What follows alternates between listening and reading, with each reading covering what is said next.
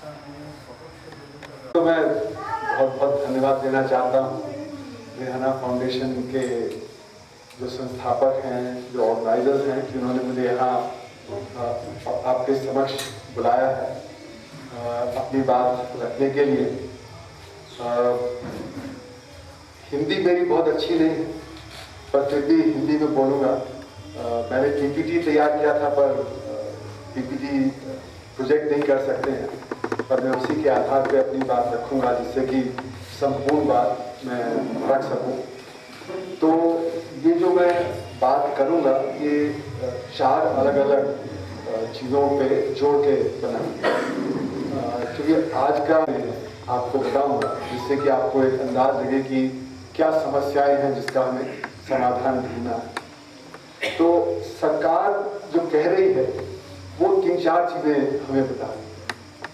सबसे पहले कि भारत की अर्थव्यवस्था दुनिया की जो बड़ी अर्थव्यवस्थाएं हैं उनमें सबसे तेज बढ़ती अर्थव्यवस्था है। दूसरा, अभी डेटा आया जिसको मल्टी डायमेंशनल पॉवर्टी बोलते हैं, क्योंकि गरीबी की रेखा तो एक ही होती है, लेकिन गरीबी की रेखा के साथ साथ शिक्षा, स्वास्थ्य वगैरह भी होता है, तो वो मल्टी डायमेंशनल पॉवर्टी कहलाता है। तो अभी आंकड़े आए थे नीति आयोग के, उन्होंने बताया कि 135 मिलियन यानी 13.5 करोड़ लोग इस जो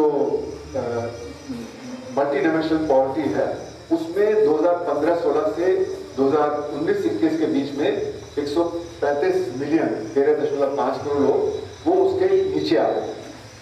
और ये कहा जा रहा है कि ये सब हो रहा है इसके बावजूद कि पैंडेमिक से अभी हम निकले हैं, और दूसरा यूक्रेन के युद्ध से निकले हैं। जब तक ये बात सरकार ने कही थी तब तक इजराइल का युद्ध अभी शुरू नहीं हुआ। तो उन्होंने कहा कि इतनी खराब हालात में भी हमने अर्थव्यवस्था को बड़ी अच्छी तरह से संभाला। तो ये उनका क्लेम है कि हमारी नीतियां सही हैं और इसीलिए ये सारा कुछ हो रहा है। फिर उन्होंने कहा कि ये जो हमारा क्लेम है वो यूनाइटेड नेशन भी सपोर्ट कर रहा है, IMF भी सपोर्ट कर रहा है, बाकी जो बैंक्स हैं जैसे क्रेडिट स्विस वगैरह हैं उनके जो आंकड़े आ रहे हैं वो भी सपोर्ट कर रहे हैं। तो हमें समझना यह है कि इसकी वास्तविकता क्या है, जो सरकार के क्लेम्स हैं वो क्या सही है, वो सही नहीं। तो ये समझना बहुत ज़रूरी है, और इसके लिए हमें ये समझना ज़रूरी है कि हमारा डेटा क्या बता रहा है, डेटा में क्या समस्या है। अगर सरकार का तो डेटा के आधार पे वो बता रहे हैं कि ये सब हुआ है, तो डेटा भी हमें समझना पड़ेगा। तो हमारे देश में 2 मुख्य सेक्टर्स हैं, एक तो असंगठित क्षेत्र है और एक संगठित क्षेत्र है।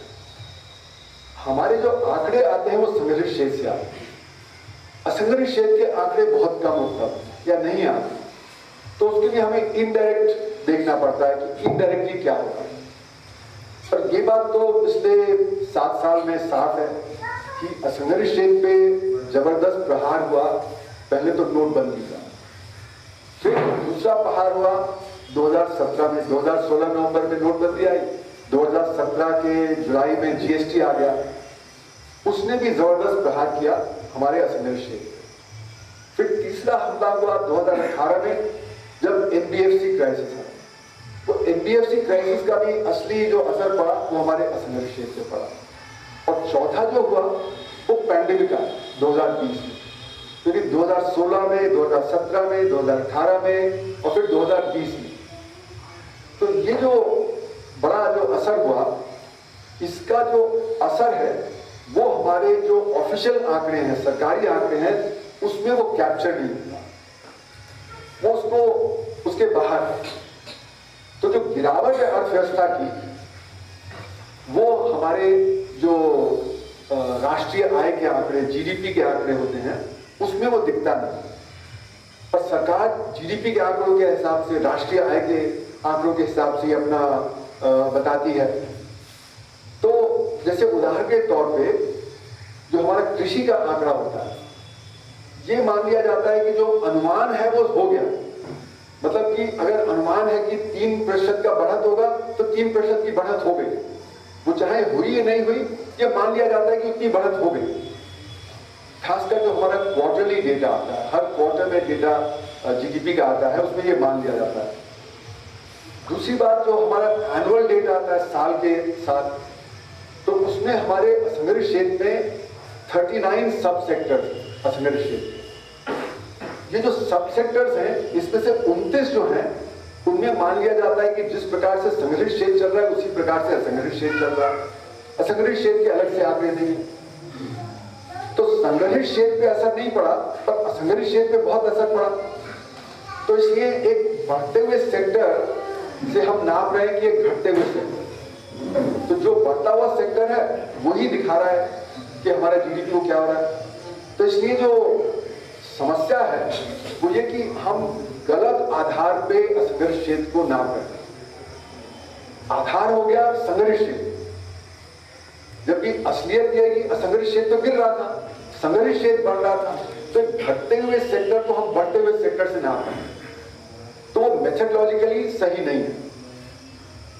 अब हमें कैसे पता लगे कि असंगठित क्षेत्र में क्या हो रहा है? तो उसके लिए कोई बहुत दूर जाने की जरूरत नहीं है।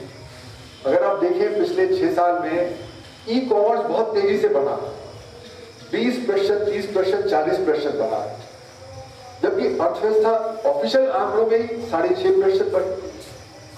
तो ये किसके एवज में इतना 30-40% बढ़त हो रही? ये जो हमारा असंगठित क्षेत्र है, जो नेबरहुड स्टोर है, वहां पे डिमांड कम हो गई, वहां पे काम कम हो गया, तो वो सेक्टर गिर रहा है और ये जो ई कॉमर्स का सेक्टर है ये तेजी से बढ़ रहा है।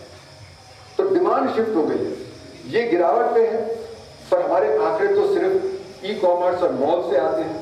तो बढ़ती हुई अर्थव्यवस्था को हम एक मापदंड मान लेते हैं कि वो जो घटती हुई अर्थव्यवस्था को उसको रिप्रेजेंट कर रहा है। फिर आप देखिए pressure cooker industry, Shri Jagannathan जो प्रेशर कुकर इंडस्ट्री के चेयरमैन हैं और प्रेस्टीज प्रेशर कुकर इंडस्ट्री के मालिक हैं, उनका बयान आया कि हम 30 यूनिट्स हैं प्रेशर कुकर इंडस्ट्री में, 25 छोटे इकाइयां हैं, 5 हम बड़ी इकाइयां हैं। हम 5 बहुत खुश हैं क्योंकि सारी डिमांड हमारी तरफ आ गई। तो जो 25 इकाइयां गिर रही हैं, हम 24% पे ग्रोथ कर रहे हैं। तो वहां पे भी आपको ये दिख रहा है।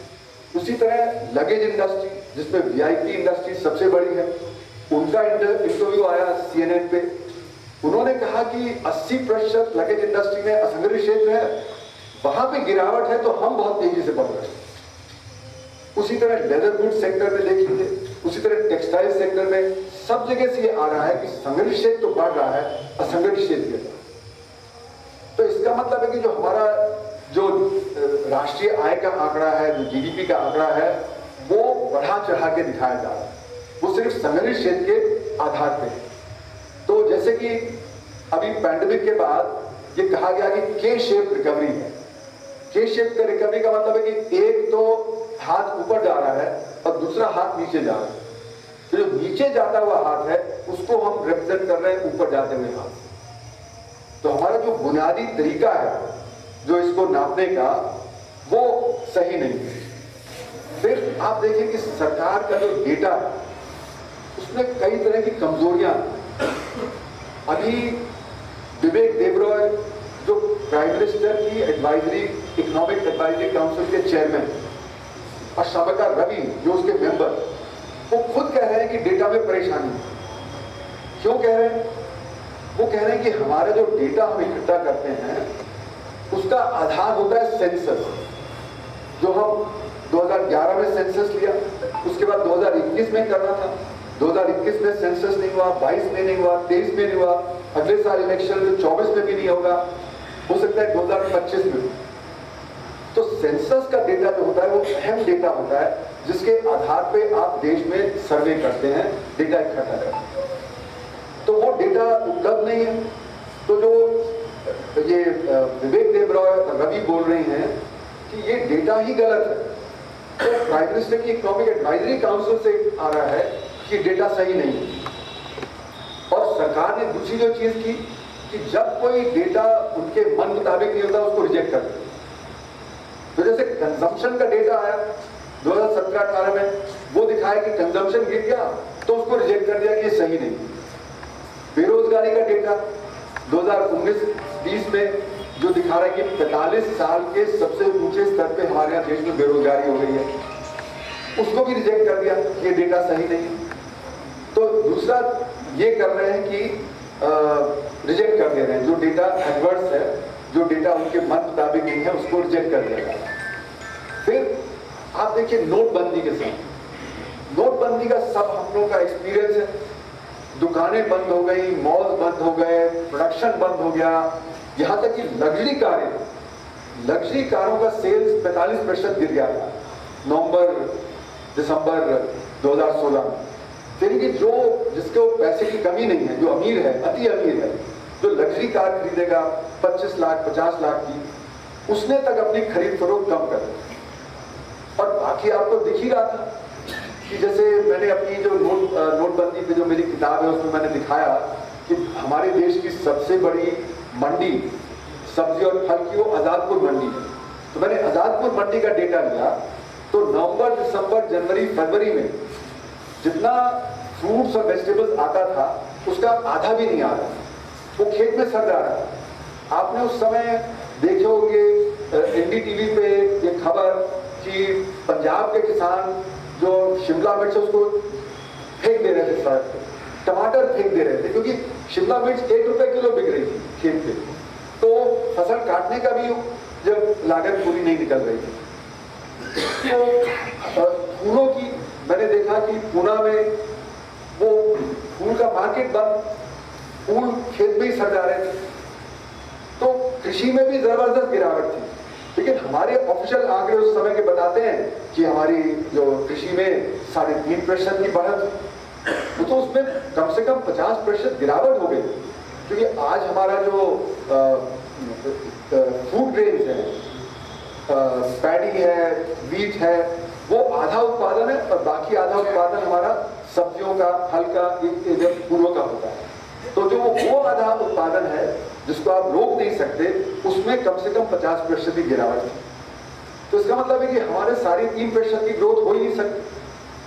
तो जो अर्थव्यवस्था जो एक तरह से गिरावट पे थी उस समय, क्योंकि 5 महीने अर्थव्यवस्था में गिरावट है, उसको हम दिखा रहे हैं 3.5% की ग्रोथ, जबकि एक्चुअली में वो गिरावट है। तो अर्थव्यवस्था की जो सबसे तेज बढ़ती रफ्तार है सरकार के आंकड़ों के हिसाब से, वो 2016-17 की। तो 2016-17 में सरकार ने दिखाया कि हमारी जो ग्रोथ हुई वो 8% ग्रोथ हुई। जबकि जब आप ये सब चीजें अपने उसमें लेते हैं कैलकुलेशन में, तो दिखता है कि रेट ऑफ ग्रोथ 0 या -1% रही थी। तो इसका मतलब कि हमारे जो जीडीपी के नापने का तरीका है उसमें कम से कम 8% की गड़बड़ी। तो इसका मतलब क्या हुआ? इसका मतलब ये हुआ कि हमारा जो जीडीपी का नापने का तरीका है वो बिल्कुल सही नहीं। और इसीलिए सरकार सिर्फ संघीय क्षेत्र के आंकड़ों के आधार पर क्लेम कर रही है कि आज हमारी सबसे तेज बढ़ती अर्थव्यवस्था है। अब आप पैंडेमिक के दौरान आ जाइए। पैंडेमिक के दौरान 2021-22 में जब अर्थव्यवस्था गिरावट में थी, तो हमारा कॉर्पोरेट सेक्टर बढ़ा 41% और उसका प्रॉफिट बढ़ा 20%। तो किस आधार पर बढ़ा? वो बढ़ा के शेप रिटर्न, यानी संगठित क्षेत्र तो जल्दी से निकल आया परेशानी से और असंगठित क्षेत्र गिरता चला। तो इसीलिए ये जो समस्या है वो क्या है हमारी समस्या, कि corporate sector non corporate sector के एवज में बढ़ रहा है। नॉन कॉर्पोरेट सेक्टर गिर रहा है तो कॉर्पोरेट सेक्टर के पास डिमांड आ रही है और वो बढ़ता चला जा रहा है। तो इससे हमारे जो देश में असमानता है वो जबरदस्त बढ़ती चली जा रही है। और कॉर्पोरेट सेक्टर दाम बढ़ा रहा है तभी उसका प्रॉफिट बढ़ रहा है।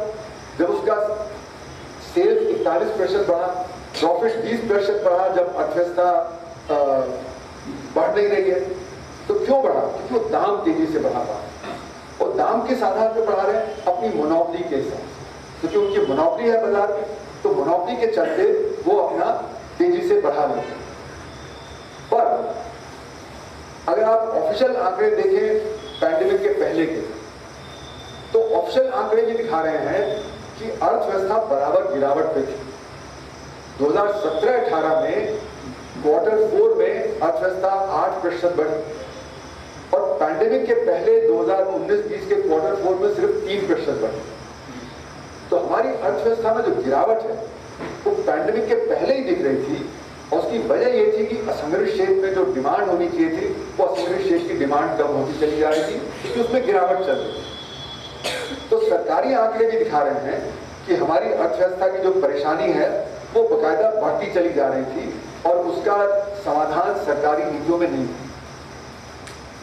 अगर आप अभी जो आंकड़ा आया 7.8% का जो लेटेस्ट आंकड़ा जो सरकार दे रही है वो है क्योंकि पिछले साल वो ग्रोथ कम थी, और अगर आप 2019-20 से कंपेयर करें तो अभी हमारी रेट ऑफ ग्रोथ 3.5% चल रही है, ना कि 7.5%। और वो 3.5% पैंडेमिक के पहले भी 3.5% तक पहुंच गई थी।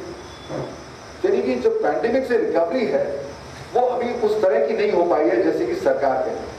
तो इसीलिए ये सारी चीजों को साथ जोड़ते हुए जो मैंने अपने लेखों में लिखा है, जो मैंने बाकी टीवी चैनल वगैरह पे बोला है कि हमारी अर्थव्यवस्था 1-2% के आधार पे बढ़ी, वो 6.5-7% के रफ्तार से नहीं बढ़ी, खासकर नोटबंदी के समय। और नोटबंदी के समय तो गिरावट थी, उसमें एक तरह से कहा जाए तो रिसेशन आ गया, और वो रिसेशन जीएसटी के इंट्रोड्यूस होने के साथ भी चलता रहा। तो इसलिए जो हमारा अर्थव्यवस्था है उसकी हालत क्या है? सरकार कह रही है कि अब हम 5वीं सबसे बड़ी अर्थव्यवस्था हो गए, क्योंकि हमारी ग्रोथ रेट 7%, 6.5% रही है। तो हम फ्रांस से आगे हो गए, ब्रिटेन से आगे हो गए, अब हम धीरे धीरे जर्मनी से आगे हो जाएंगे, फिर जापान से भी आगे हो जाएंगे। पर अगर अर्थव्यवस्था 2016 से या तो माइनस या 1 या 2% पे है, तो अभी हम सिर्फ 9वीं बड़ी अर्थव्यवस्था है, न कि 5वीं बड़ी अर्थव्यवस्था। और अगर यही रफ्तार चलती रही, जो ऑफिशियल आंकड़ों में भी 3.5% की रफ्तार दिख रही है, और उसमें असंगठित क्षेत्र को जोड़ ले तो अभी वो 1% पे ही चल रही है। तो हम जो कहा जा रहा है कि हम तीसरी बड़ी अर्थव्यवस्था हो जाएंगे 2029 तक, वो भी नहीं होने का। तो सरकार जो आंकड़े दे रही है वो गलत आधार पे जो आंकड़े दे रही है, उसी के आधार पे कह रही है कि हम 10वें से 5वें पे आ गए, और 5वें से अब हम तीसरे पे आ जाएंगे। जबकि मेरा मानना है कि अभी हम 9वें पायदान पे हैं, और अभी हम 9वें से आगे बढ़ने की स्थिति में नहीं है, कि हमारा ग्रोथ रेट बहुत ही कम है, क्योंकि हमारे यहाँ जो असंगठित क्षेत्र है वो गिरावट पे है। और सबसे बड़ी बात यह कि हमको जीडीपी की जगह अपना प्रति व्यक्ति आय को देखना चाहिए कि हमारी प्रति व्यक्ति आय कितनी है। प्रति व्यक्ति आय का अगर हम दुनिया में अनुमान लगाएं तो अभी हम पीपीपी टर्म्स में देखें तो 127वें पायदान पे हैं, और अगर डॉलर के टर्म्स में देखें तो 137वें स्थान पे। तो जो प्रति व्यक्ति आय है वो बेहतर मापदंड है बनिस्बत इसकी टोटल उत्पादन कितना है। तो टोटल उत्पादन तो निर्भर करता है कि हमारे यहाँ जनसंख्या कितनी है। जनसंख्या में अब हम सबसे बड़ी जनसंख्या वाले देश बन गए हैं, 140 करोड़ के, अब चीन से भी आगे निकल गए हैं। तो इतनी बड़ी जनसंख्या में हमारे जो प्रति व्यक्ति आय है वो बहुत कम है। तो प्रति व्यक्ति आय ज्यादा ठीक दिखाता है कि हमारी क्या स्थिति है आज दुनिया के देशों में। क्योंकि हंगर की वजह क्या है कि परचेजिंग पावर नहीं, अनाज है। आपने देखा पैंडेमिक के दौरान 110 मिलियन टन का अनाज का भंडार, और इसीलिए हम पैंडेमिक के दौरान मुफ्त में बांट रहे थे। अभी भी भंडार बहुत है, 50 मिलियन टन से ऊपर। हमें फूड सिक्योरिटी के लिए 25 मिलियन टन चाहिए, हमारे पास उससे बहुत ज्यादा है। लेकिन साथ में 30% महिलाएं कुपोषित है, 35% बच्चे कुपोषित है। इसका मतलब परिवार के पास परचेजिंग पावर नहीं है कि वो पर्याप्त मात्रा में अनाज खरीद सके। और ये तब स्थिति है जबकि हम 10 किलो अनाज बांटते थे और आज 5 किलो अनाज मुफ्त में दे रहे हैं। तब भी ये अनाज बांटने के बावजूद भी आज हंगर इंडेक्स में हम कमजोर हो। तो इसलिए हमें ये समझना पड़ेगा स्थिति हो क्यों रही है। इसके पीछे मेरा मानना है कि सबसे बड़ा कारण है बेरोजगारी। बेरोजगारी आज जो पैंडेमिक के पहले ही 45 साल के चरम सीमा पे पहुंच गई थी, बेरोजगारी फैल बेरोजगारी महिलाओं में है और ये बेरोजगारी है शिक्षित नौजवानों में। जो 15 से 29 साल के नौजवान हैं, सबसे ज्यादा बेरोजगारी वहां। और जितना शिक्षित वर्ग है, जितना ज्यादा शिक्षित युवक है, उतनी ज्यादा बेरोजगारी। और ये दिख भी रहा है। 2019 में रेलवे की क्लास सी क्लास डी की भर्ती के लिए 35,000 पोस्ट निकली। उसके लिए 1.3 करोड़ यंग लोगों ने अप्लाई किया। उसका रिजल्ट डिले हो गया। जब 2021 में उसका रिजल्ट आया तो 7 लाख लोगों को इंटरव्यू बुलाया। तो बच्चे हताश और निराश हो गए। उन्होंने प्रयागराज में, पटना में जगह जगह तोड़फोड़ किया, क्योंकि उनकी उम्मीद थी कि उनको कहीं नौकरी मिलेगी। यूपी में 2016 में 360 नौकरी निकली पियोन की। उसके लिए 23 लाख लोगों ने अप्लाई किया और उसमें 2 lakh BTech, MTech, BCom, MCom थे। जबकि आपको पियोन की नौकरी के लिए क्या मिनिमम डिग्री, क्या मिनिमम क्वालिफिकेशन चाहिए? 5वीं जमात और साइकिल चलाना आना चाहिए। तो उत्तर प्रदेश की सरकार ने रद्द कर दी कि ये तो हम 23 लाख इंटरव्यू नहीं कर पाएंगे, सबको बुलाना पड़ेगा, तो रद्द कर दिया। इस तरह की खबरें जगह जगह से आ रही हैं कि थोड़ी बहुत नौकरियां होती हैं, उसके लिए लाखों में 1 करोड़ लोग अप्लाई कर रहे हैं। और इसका असर क्या है? बच्चे हताश और निराश हो जा रहे हैं, उनको काम नहीं मिल रहा। और दूसरा, घर पे उनके माँ बाप कह रहे हैं कि भाई आपके ऊपर इतना खर्च किया, आप प्रयागराज गए हो, 5 साल से वहां पे इम्तिहान की तैयारी कर रहे हो, आप तो निकम्मे हो, आपको काम नहीं मिल रहा। तो बाहर भी सुनने को मिल रहा है, घर में भी सुनने को मिल रहा है, अपने भी हताशा निराशा। तो बहुत बड़े लेवल पे हमारे 2 कॉलीग जेएनयू के, उन्होंने बिहार में सर्वे किया तो पाया कि ये जो बच्चे हैं जो हताश और निराश हैं, ये सब्सटेंस अब्यूज में लग गए हैं, ड्रग्स और ड्रिंकिंग में। जो ड्रग्स और ड्रिंकिंग है बड़ी तेजी से फैल रहा है। पंजाब का ही नहीं, बाकी जगह, पंजाब में भी हताशा निराशा है, वो तो फिल्मों में दिखाया गया है, अभी उसके पॉलिटिकल चर्चा भी चलती रहती है। तो अब बच्चे के पास काम नहीं है, पैसा नहीं है, तो क्या कर रहा है? घर में छीना झपटी, तो वायलेंस घर में आ गई है। तो इसका सोशल परिणाम आप देखिए, इसका पॉलिटिकल आप देखिए कि बच्चों को आप 500 रुपए दीजिए, उनसे अपना काम करा लीजिए तरह तरह का। तो पॉलिटिकल पार्टीज उनसे काम ले रही हैं। तो पॉलिटिकल कैनन फॉडर जिसको बोलते हैं, पॉलिटिकल कैनन फॉडर हो रहा है। तो सोशल और पॉलिटिकल और इकोनॉमिक तीनों लेवल पे ये बहुत ही समस्या है। और मैं भलसवा जाता हूं, दिल्ली के बॉर्डर पे है, वहां पे महिलाओं ने बताया, बहुत एक्टिव हो महिलाएं, क्योंकि बेरोजगारी सबको परेशान कर रही है। उन्होंने बताया कि वो घर पे छीना झपटी नहीं कर रहे, बगल में चोरी चपाटी नहीं कर रहे, तो क्राइम फैलता है। तो बेरोजगारी खासकर जो यूथ की है वो बहुत ही परेशान करने वाली है। अब इसको समझने के लिए आप ये देखें तो बच्चे जाएं तो जाएं क्या? जो मैंने कहा 94% लोग असंगठित क्षेत्र में, 6% ही संगठित क्षेत्र में काम मिलता है, जो कि डिजायरेबल है, जिसपे तनख्वाह ज्यादा है। 94% जो असंगठित क्षेत्र पे है वो कम तनख्वाह में काम करते हैं। जैसे कि अगर आप देखें तो एक पोस्ट ऑफिस जो इंडियन पोस्ट एंड टेलीग्राफ है, वहां पे जो पोस्टमैन होगा उसको 50-60 हजार मिलेगा, तो जो कुरियर वाला है उसको 12-13 हजार। तो दोनों के बीच में इनकम का डिफरेंशियल बहुत है। तो सभी लोग जाना चाहते हैं संगठित क्षेत्र, लेकिन वहां सिर्फ 6% लोगों को काम मिलता है, 94% असंगठित क्षेत्र में। तो ये डिफरेंशियल बहुत ज्यादा है। तो इसमें सबसे बड़ा तबका क्या है? कृषि में 46%, ये जो 94% है उसमें से 46% कृषि में और 48% नॉन एग्रीकल्चर में, छोटी छोटी इकाइयों में। तो मैं बताऊं कि हमारे यहाँ जो बड़ी इकाइयां हैं वो 6000 है, स्मॉल और मीडियम 6 लाख है, और माइक्रो सेक्टर 6 करोड़, मतलब 6,000, 6 लाख और 6 करोड़। तो सबसे ज्यादा रोजगार कहां है? माइक्रो सेक्टर और स्मॉल सेक्टर, और वही पिट गए नोटबंदी से, क्राइसिस से और फिर पैंडेमिक में, इसीलिए बेरोजगारी की समस्या बहुत बढ़ गई। तो जो बेरोजगार होगा उसके परिवार में गरीबी आएगी, क्योंकि अगर एक व्यक्ति काम कर रहा है तो 4 को खिलाना, अगर 2 के पास काम होगा तो 2 को 3 को खिलाना, तो समस्या बदल जाए। तो जितनी बेरोजगारी होगी उतनी ज्यादा गरीबी होगी।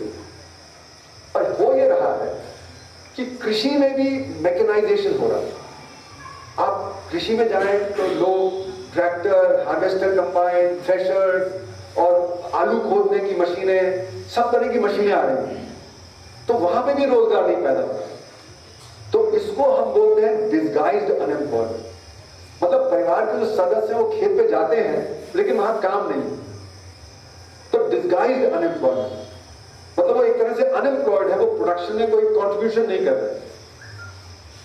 फिर आप देखें तो संघर्ष क्षेत्र में जहां पे 6% है वहां जबरदस्त मैकेनाइजेशन हो रहा है।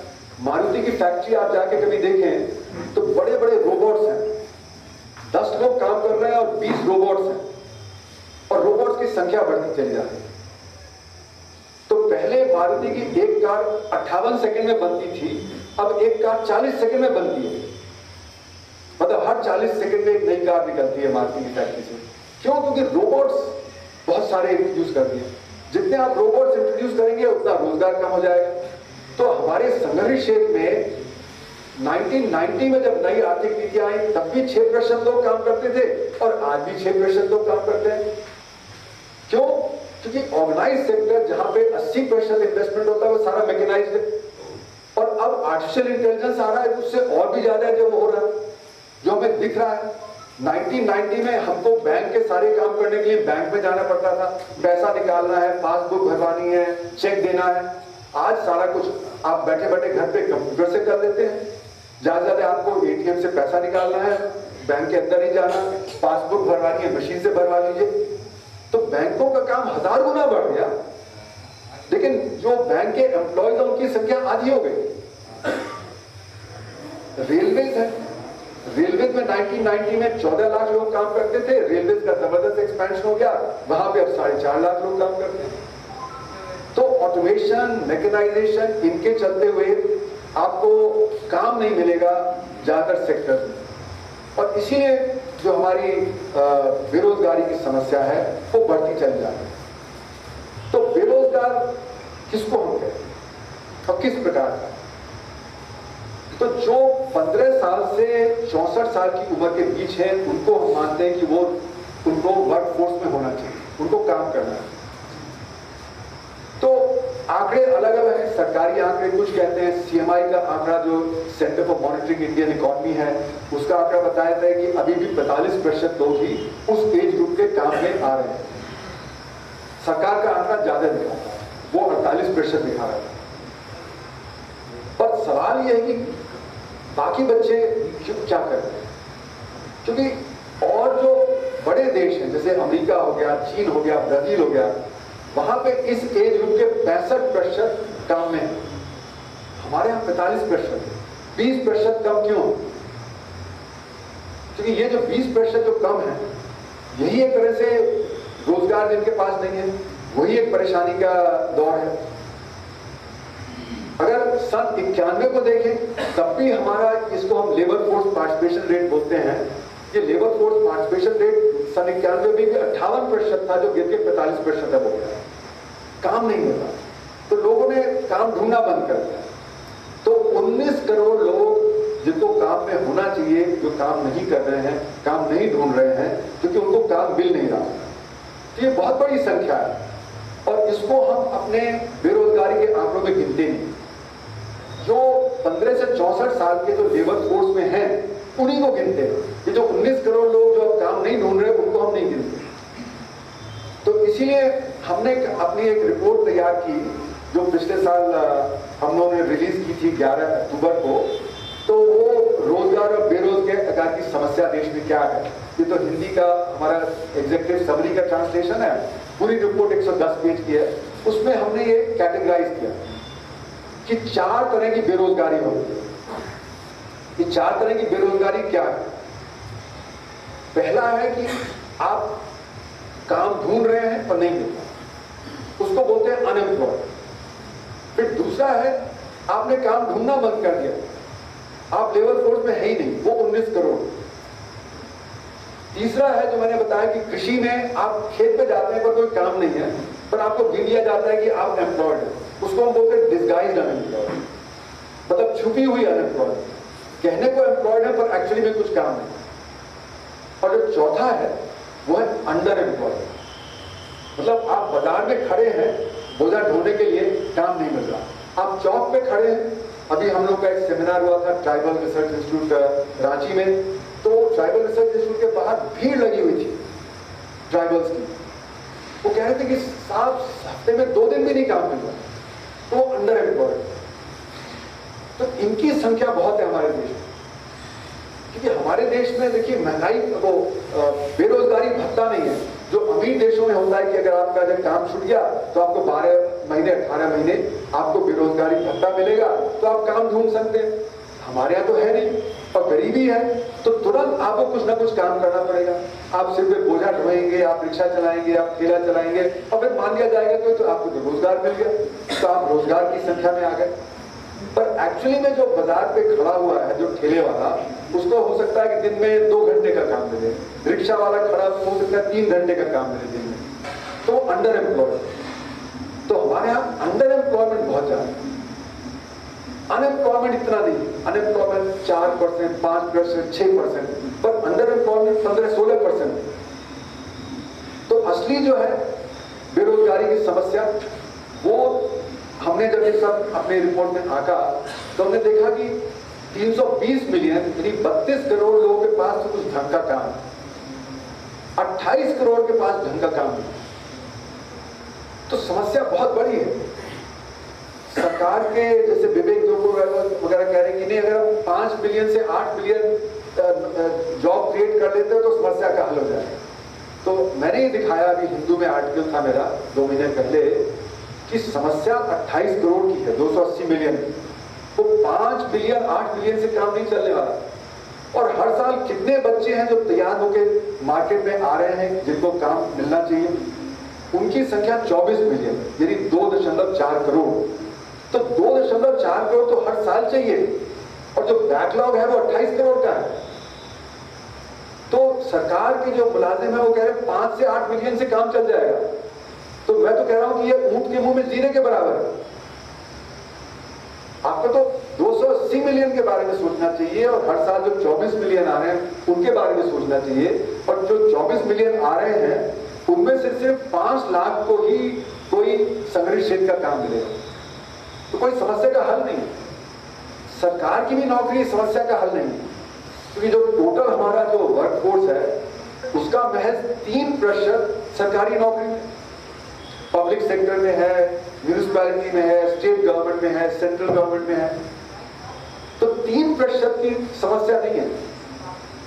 हम सरकारी नौकरी समझे दुगनी कर दें तो भी 6% में मिलेगा। समस्या तो 280 मिलियन की है ना, 28 करोड़ लोगों की है। वो अतिरिक्त 10 मिलियन की अगर सरकारी नौकरी हम क्रिएट कर दें, उससे हल नहीं निकलने वाला। हमें कंडीशंस क्रिएट करनी पड़ेगी जिसमें कि बेरोजगारी खत्म हो और उससे फिर फैमिली का काम आगे चले। अब सवाल उठता है कि ये जो असंगठित क्षेत्र है इसकी दशा क्या है, इसकी गरीबी किस प्रकार की है, इसमें आमदनी किस प्रकार की होती है। तो अभी प्रधानमंत्री जी ने बताया कि ई श्रम पोर्टल हमने सेटअप किया, क्योंकि देश में हालत बुरी थी, बड़े जबरदस्त लेवल पे पलायन हुआ, शहरों से गांव में लोग गए। इतना बड़ा पलायन और किसी बड़ी अर्थव्यवस्था में नहीं दिखा, वो सिर्फ भारत में दिखा। और इसकी वजह यह कि हमारे यहाँ असंगठित क्षेत्र बहुत ही बड़ा है, इतना बड़ा असंगठित क्षेत्र और किसी बड़ी अर्थव्यवस्था में नहीं। तो सुप्रीम कोर्ट ने डांट लगाई कि आपको पता होना चाहिए कि आपके कितने लोग असंगठित क्षेत्र में हैं। तो सरकार ने ई श्रम पोर्टल शुरू किया। ई श्रम पोर्टल में प्रधानमंत्री के अनुसार 30 करोड़ लोगों ने रजिस्टर किया है। तो वो इंडिकेशन दिखा रहा है कि कितना बड़ा हमारा, और उसमें बहुत सारे अभी रजिस्टर्ड नहीं है। तो 30 करोड़ तो अभी रजिस्टर हो गए। उन 30 करोड़ में से 94% ने कहा कि हम 10,000 रुपए प्रति माह से कम कमाते हैं। तो 10,000 रुपए को हम कैसे आते? वर्ल्ड बैंक जो गरीबी की रेखा है वो क्या है? $2.15 प्रति व्यक्ति प्रतिदिन। तो ये जो $2.15 प्रति व्यक्ति प्रतिदिन है, इसका मतलब है कि 5 लोगों के परिवार को 26,000 रुपए महीना चाहिए। तो 26,000 रुपए महीना चाहिए और 30 करोड़ में से 94% कह रहे हैं कि हमारी आमदनी तो 10,000 रुपए से कम है। तो मतलब आप समझ सकते हैं कि जो असंगठित क्षेत्र है ज्यादातर गरीबी की रेखा के पास है। इसमें कुछ पेच है, इसको एक कहा जाता है कि PPP terms, nominal dollar, PPP dollar, है ना, ये सब पेच है। लेकिन वो सब पेच भी हटा दे तो मेरा लेख आया था, मैंने दिखाया कि ज्यादातर जो असंगठित क्षेत्र है वो तो गरीबी की रेखा के बिल्कुल आसपास ही। और ये जो पीपीपी टर्म्स है ये भी एक तरह से गरीब का मजाक उड़ाने वाली बात। पीपीपी टर्म मतलब होता है कि परचेजिंग पावर पैरिटी, मतलब परचेजिंग पावर में डॉलर और रुपए किस मुकाबले पे।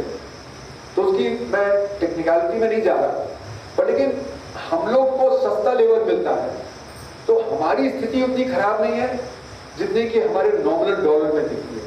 पर गरीब आदमी तो सस्ती सर्विस दे रहा है इसलिए हमको बेनिफिट हो रहा है। तो गरीब आदमी को दोहरी मार, पहले तो उसको तनख्वाह कम मिल रही है, वो उन सर्विसेज का इस्तेमाल नहीं कर रहा, फिर हम पीपीपी टर्म में उसको नापने लगते हैं, कहते हैं कि नहीं अब तो गरीबी कम है, तो दोहरी मार उसके ऊपर। तो इसलिए मैं पीपीपी टर्म्स को मानता नहीं कि वो सही माप है। तो अगर आप नॉमिनल डॉलर में देखें तो ज्यादातर असंगठित क्षेत्र गरीबी की रेखा के नीचे ही आता है। ये वर्ल्ड बैंक की जो इंटरनेशनल पॉवर्टी लाइन है उसके चलते। अब सवाल उठता है कि सरकार की नीतियां किस प्रकार है, वो ये असंगठित क्षेत्र है, वो जो गरीबी है उसके प्रति क्या करना है। तो मेरा मानना है कि सारा जो सरकार का फोकस है वो है संगठित क्षेत्र, और वो दिख रहा है। जब हमने पैंडेमिक के दौरान जो आत्मनिर्भर भारत पैकेज दिया 21 लाख करोड़ रुपए का, वो सारा का सारा केंद्रित है संगठित क्षेत्र। इस संगठित क्षेत्र को बढ़ाना है, प्राइवेट सेक्टर को बढ़ाना है, पब्लिक सेक्टर को प्राइवेटाइज करना है। इस आधार पे वो पैकेज बनाया गया। उसमें है कि हम सब कुछ डिजिटाइज कर देंगे, हम फॉर्मलाइज कर देंगे, ऑर्गेनाइज कर देंगे, ये शब्द का इस्तेमाल होता है। तो क्या स्ट्रैटेजी है? स्ट्रैटेजी है कि जो साउथ कोरिया का मॉडल है, साउथ कोरिया का मॉडल था चायबॉल मॉडल। चायबॉल मतलब बड़े बड़े कॉन्ग्लोमरेट्स, एलजी, सैमसंग, ये ह्यूंडई, ये सारी जो बड़ी बड़ी कंपनियां हैं, ये सारे सेक्टर्स में हैं। तो यहाँ पे इंडिया में भी चायबॉल मॉडल बना के बड़ी बड़ी कंपनियों को और बड़ा कर देंगे, उनको प्रोजेक्ट्स दे देंगे। तो एयर इंडिया टाटा को मिल गया, अडानी को मिल गया, अंबानी को मिल गया, जियो को स्पेशल वो मिले प्रावधान। तो जो आपका वीडियोकॉन है, क्या ये जो इसका वीआई है ना, वोडाफोन आइडिया है ना, वोडाफोन आइडिया खत्म होने के कगार पे आ गया। उसी तरह बॉम्बे का एयरपोर्ट अडानी को पसंद आ गया, तो क्या किया, पहले इनकम टैक्स रेट कर दी पीएमआर पे, फिर ईडी की रेट कर दी, उन्होंने बेच दी। सीमेंट सेक्टर में सबसे बड़ी कंपनी अल्ट्राटेक, दूसरी थी होलसेल जिसके बड़े प्रॉफिटेबल प्लांट्स थे। तो अल्ट्राटेक को बेचने वाले थे होलसेल, अगले दिन वो डील कैंसिल करके अडानी को चला। अभी 2 हफ्ते पहले श्री सीमेंट, वो उनका एग्रीमेंट हो गया बेचने का, वो कैंसिल हो गए, अडानी को चला। तो ये जो एक गलती हो गई है कि हमें जो बड़ा है उसको और बड़ा बनाना है, उसके चलते हुए इन्वेस्टमेंट क्लाइमेट खराब हो रहा है। जो मझौले कैपिटलिस्ट हैं वो घबरा गए हैं, उनको डर है कि उनकी प्रॉफिटेबल कंपनी को कोई ना कोई हड़प कर देगा। तो इसीलिए बड़े लेवल पे हमारे बिजनेसमैन, जिनको अल्ट्रा हाई नेटवर्थ इंडिविजुअल बोलते हैं, वो देश छोड़ के जा रहे हैं, वो एनआरआई बन जा रहे हैं। कोई दुबई जा रहा है, कोई हवाई जा रहा है, कोई कहीं जा रहा है, कोई कहीं जा रहा है। तो बिजनेस क्लाइमेट उससे बिगड़ रहा है। तो 2014 2014 से 2019 के बीच में 23,000 अल्ट्रा हाई नेटवर्क इंडिविजुअल देश छोड़ गए। 2019 में 6,000 छोड़ गए, 2022 में और 7,000 लोग छोड़ गए। तो ये बिजनेस क्लाइमेट हमारा बिगाड़ रहा, और इसी के चलते हुए हमारा इन्वेस्टमेंट रेट जो है अर्थव्यवस्था का, वो 2012-13 में पीक किया था 36% पे, और उसके बाद वो गिर के 30% आ गया। जब इन्वेस्टमेंट की दर कम हो जाती है अर्थव्यवस्था में, तो रेट ऑफ ग्रोथ भी कम हो जाता है। तो एक तरफ तो डिमांड कम हो रही है क्योंकि असंगठित क्षेत्र बिक रहा है, दूसरी तरफ इन्वेस्टमेंट नहीं बढ़ रहा। तो इन्वेस्टमेंट नहीं बढ़ेगा तो रेट ऑफ ग्रोथ पिकअप नहीं करेगा। तो हम जो कह रहे हैं कि हम 5वीं सबसे बड़ी हो गए या 5वीं के बाद 3वीं बड़ी हो जाएंगे, तो तभी संभव है जब हमारा इन्वेस्टमेंट तेजी से बढ़े, जब हमारा रेट ऑफ ग्रोथ आगे बढ़ेगा।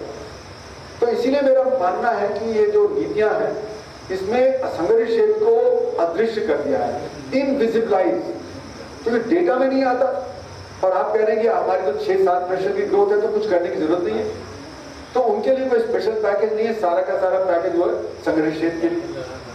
और दूसरा, असंगठित क्षेत्र को कॉलोनाइज कर रहा है संगठित क्षेत्र। कॉलोनाइजेशन का क्या मतलब है कि ब्रिटेन की जो इंडस्ट्री है वो इंडिया का मार्केट कैप्चर कर रही थी कॉलोनियल रूल। सारे जो ब्रिटिश पॉलिसी थी वो इंडिया का मार्केट उनको थमा दे रहा है। इसीलिए 1860, 70 और 80 के दशक में भारत में जबरदस्त डी इंडस्ट्रियलाइजेशन हुआ।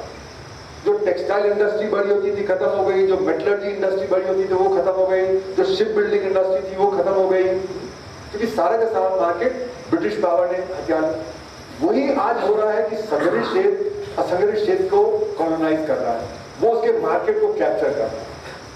तो मार्केट को कैप्चर करना और इनविजिबलाइज, ये दो चीजें हमारे देश में हो रही है। तो ये ट्विन स्ट्रैटेजी में कह रहा हूं कि एक तरफ तो ये सारा संगठित क्षेत्र को आगे बढ़ाइए, कहिए कि हम डिजिटाइज कर देंगे, फॉर्मलाइज कर देंगे और ये कर देंगे वो कर देंगे ऑर्गेनाइज सेक्टर को, ये नहीं देख रहे कि असंगठित क्षेत्र पिट रहा है। और दूसरी तरफ 80 करोड़ लोगों को गरीब रखिए। जब असंगठित क्षेत्र पिटेगा, बेरोजगारी होगी, तो उनकी आमदनी कम होगी, उनकी बेरोजगारी होगी। तो 80 करोड़ को लाभार्थी बना दें। हर इलेक्शन के पहले कि हम तो 5 किलो राशन दे रहे हैं, हम गैस का सिलेंडर दे रहे हैं, हम ये दे रहे हैं, तो पॉलिटिकल पार्टी में होड़ हो गई कि अब हम क्या दें। तो ये लाभार्थी जिनको बना दिया जा रहा है वो परेशान, क्योंकि उससे डिग्निटी नहीं आती। आपके हाथ में कुछ दिया जाए बिना काम के तो डिग्निटी नहीं आती। डिग्निटी के लिए काम चाहिए। तो हम काम पैदा करने की जगह हम ये चीजें जिनको प्रधानमंत्री कह रहे हैं रेवड़ी, हम उसकी तरफ। तो ये ट्विन पॉलिटिकल स्ट्रैटेजी है कि एक तो बड़े बहुत ही बड़े हो जाए और दूसरे जो गरीब हैं वो गरीब रहें और उनको हम लाभार्थी बना के उनका वोट लेते रहें। तो ये मेरा मानना है कि ये जो स्ट्रैटेजी है ये पॉलिटिकली, इकोनॉमिकली और सोशली बड़ी अनस्टेबल स्ट्रैटेजी। ये स्ट्रैटेजी बहुत लंबी नहीं चल सकती, इसके जो परेशानियां हैं वो सामने आए। अब इसके साथ में एक और चीज जोड़ना चाहता हूं जो मैंने पिछले 40 साल से रिसर्च की है, काले धन की अर्थव्यवस्था। काले धन की अर्थव्यवस्था बेतहाशा बढ़ती चली जाए और इसके चलते हुए कि काले धन की अर्थव्यवस्था 3% लोगों में केंद्रित है और वो भी टॉप के 1% में ज्यादा केंद्रित है। तो उनकी आमदनी तो बढ़ रही है क्योंकि उस पर टैक्स नहीं दे रहे, और जो बाकी हैं वो परेशान है क्योंकि उससे दाम तेज हो जाता है काले धन की अर्थव्यवस्था से, बेरोजगारी हो जाती है वगैरह। तो 3% जो है, जो ऊपर का तबका है, वो उससे बेनिफिट ले रहा है, बाकी 97% उससे परेशान। और काले धन की अर्थव्यवस्था के साथ बहुत जबरदस्त एक जिसको कहा जाता है सोशल वेस्ट जुड़ा है। तो सोशल वेस्ट क्या है कि digging holes and filling holes. जो केंद्रीय मैकेनिज्म है रोजगार पैदा करने का, वो है कि गड्ढा खोदिए दिन में और रात में गड्ढा भर दीजिए। तो एक व्यक्ति को दिन में काम मिल जाएगा, एक व्यक्ति को रात में मिल जाएगा, तो 2 व्यक्ति की आमदनी मिल जाएगी, 2 व्यक्तियों का रोजगार हो गया। पर इससे आपका उत्पादन नहीं बढ़ा क्योंकि अगले दिन तो न गड्ढा है न कुछ है, जैसे का था वैसे ही है। तो इसको मैं कहता हूं एक्टिविटी विदाउट प्रोडक्टिविटी। तो आपने एक सड़क बनाई, सड़क में आपने कोल्डार कब डाला, आपने जो एग्रीगेट कब डाला, बारिश आई वो बह गई, तो आप उसी सड़क को रिपेयर करते रहते हैं, ना कि नई सड़क बना। और फिर वो पॉटहोल जो रोड होती है उसमें गाड़ियों का जो पेट्रोल कंजम्पशन ज्यादा होता है, डीजल कंजम्पशन ज्यादा होता है, उनके एक्सल टूट जाते हैं, टायर पंक्चर हो जाते हैं। तो जो इन्वेस्टमेंट है उसकी प्रोडक्टिविटी नहीं मिलती। तो जब इन्वेस्टमेंट की प्रोडक्टिविटी नहीं मिलेगी तो आपका ग्रोथ रेट अपने आप कम हो जाएगा। तो digging holes and filling holes का मतलब है कि सामाजिक जो वेस्ट है वो बहुत बड़े लेवल है। तो काले धन की अर्थव्यवस्था से हमारी रेट ऑफ ग्रोथ कम हो गई। तो मैंने एक पर्चे में दिखाया था 2005 में कि भारत की जो रेट ऑफ ग्रोथ है अर्थव्यवस्था की वो 5% कम हो गई 1970 के दशक से। अगर आप 1970 के दशक के बाद 5% हर साल ऐड कर दें तो आज हमारी अर्थव्यवस्था 8 गुनी बड़ी होगी। यानी कि हमारी अर्थव्यवस्था करीब $25 ट्रिलियन की होगी, जो अमेरिका की अर्थव्यवस्था से भी बड़ी होगी।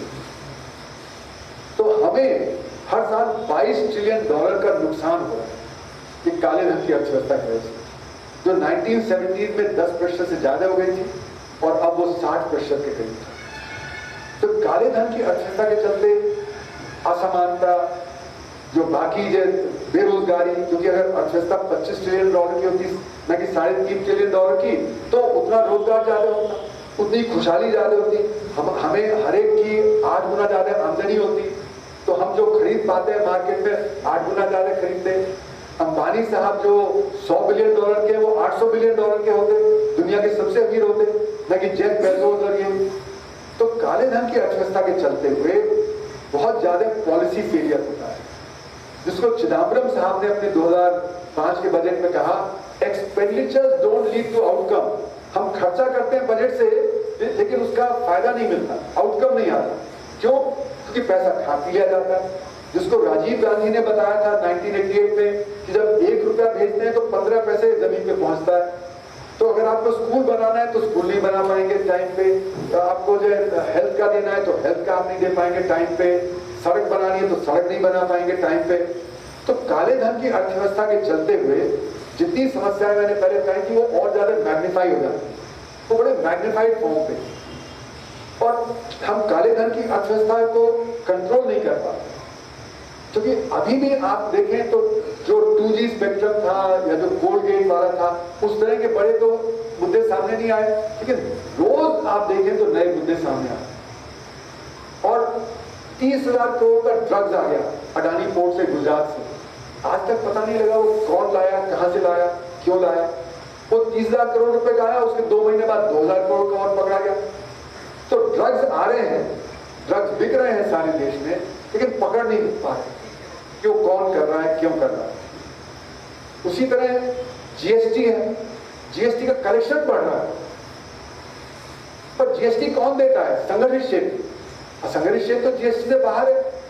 तो जीएसटी का बढ़ने का मतलब है संगठित क्षेत्र बढ़ रहा है, न कि असंगठित क्षेत्र बढ़ रहा है।